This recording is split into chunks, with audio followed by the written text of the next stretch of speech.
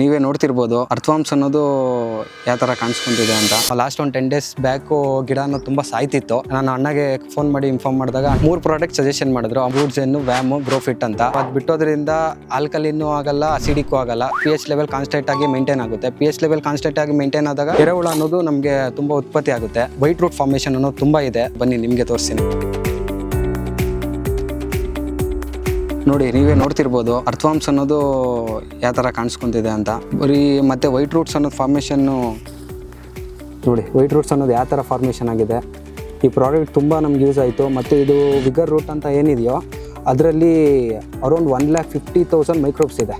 ಇಂಡಿಯಾದಲ್ಲಿ ಯಾವ ಪ್ರಾಡಕ್ಟಲ್ಲೂ ಇಲ್ಲ. ಇದು ಒಂದು ಗುಡ್ ಫಂಗಸ್ ಅನ್ನೋದು ಡೆವಲಪ್ಮೆಂಟ್ ಮಾಡಿ ಇದ್ರ ಮೇಲೆ ಬೇರೆ ಮೇಲೆ ಬಂದು ಕುತ್ಕೊಬಿಡುತ್ತೆ. ಸೊ ಅವಾಗ ಏನಾಗುತ್ತೆ, ಅದರ್ ಫಂಗಸ್ ಬಂದು ಇದಕ್ಕೆ ಅಟ್ಯಾಕ್ ಆಗಲ್ಲ. ಇದೆಲ್ಲ ಕ್ರಾಪ್ ಈಲ್ಡ್ಗೂ ಗ್ರೋತ್ಗೆ ಯೂಸ್ ಆಗುತ್ತೆ, ಮತ್ತು ಜರ್ಮಿನೇಷನ್ಗೂ ಯೂಸ್ ಆಗುತ್ತೆ. ಇದು NP ಫರ್ಟಿಲೈಸರ್.